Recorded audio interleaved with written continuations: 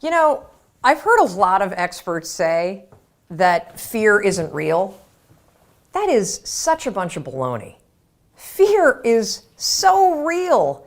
In fact, there are probably things that you're afraid of doing right now in your life, in your relationships, at work.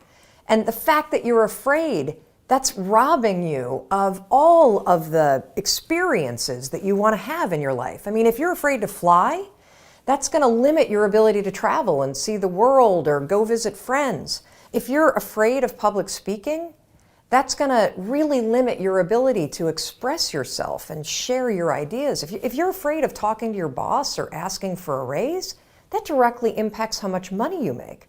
Or what if you are dreaming of starting a business, or you've already started a new business, but you're afraid to talk to people and you're afraid to share your business with people? I mean, fear is something that stops us all. And that's why I'm here to talk to you, because it doesn't have to. Fear is real, but I am going to share a secret weapon that I have used for years to beat every single fear that used to stop me. Now, first, before we get into this secret weapon, I just want to cover a few facts about fear, what it is, what it isn't, and some things that you may not know about fear. So first thing, fear is a physical state in your body that is exactly the same as excitement. Let me say that again. Fear and excitement are the exact same physical state. Your heart races. You might sweat a little bit. You might feel tightening in your chest. You might feel a pit in your stomach. You have a surge of cortisol. It's basically the way that your body goes into a hyper-aware state because it's readying for action. Now, what's the difference between fear and excitement? Really simple. The only difference between fear and excitement is what your brain is doing as your body is all agitated. If you're excited, your brain's going, "Oh, wow, this is going to be so cool to ride this roller coaster."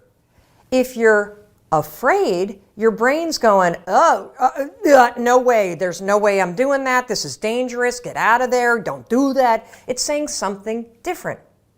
So what's critical about understanding this is that we're going to use the fact that your mind is either working for you for excitement or against you with fear to your advantage. And I'll tell you about it in just a minute, how you're going to do that. Second thing I want you to understand is that you may have heard the advice, feel the fear and do it anyway. You may have heard the advice, oh, just try to calm down. Think positive thoughts. It doesn't work, does it? And there's a reason why it doesn't work. So let's go back to fact number one. When you're afraid, your body's in a state of arousal and agitation, and your heart is racing, and you're all like amped up, and you're hyper aware of what's going on, and you're freaking out a little bit. What is it like when you're calm? You just kind of chill, right? You got like this low arousal state. Very, very difficult to go from a state of agitation and being all jacked up and excited and weirded out and to a kind of state. It doesn't work. It's like trying to stop a train by throwing a boulder on the tracks. It's going to make the train jump off the tracks. It's going to cause a disaster. In fact, they've proven in research that when you try to ignore your fears, it actually makes them worse.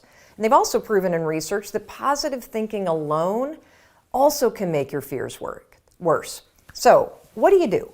What do you do when you're about to go talk to your boss and you feel afraid? What do you do when you have to get on a plane and you're actually terrified of flying?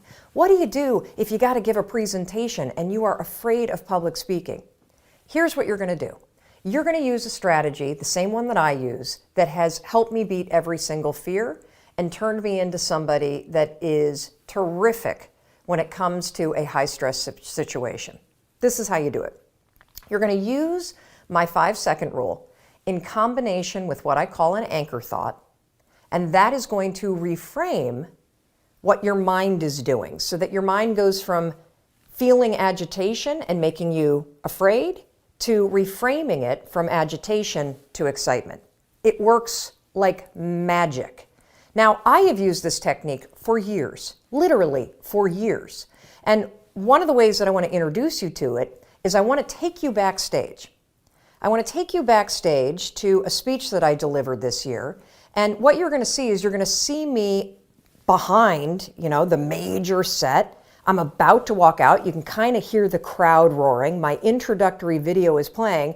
My body is in a state of arousal. I am literally, my heart is racing, my arms are sweating. Like you're going to see this. I'm going to tell you about it. And you're going to watch me use this same technique I'm going to teach you to reframe my nerves into